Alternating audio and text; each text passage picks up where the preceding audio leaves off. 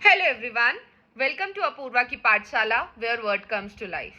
Do you know letter C makes two sound? One is hard sound, that is k. Another is soft sound, s. In today's video, we are going to learn about soft sound of letter C. Before that, let's hear this tongue twister.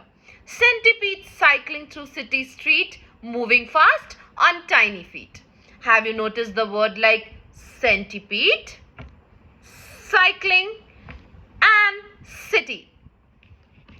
In all these words, you can see letter C is followed by letter I, letter Y and letter E.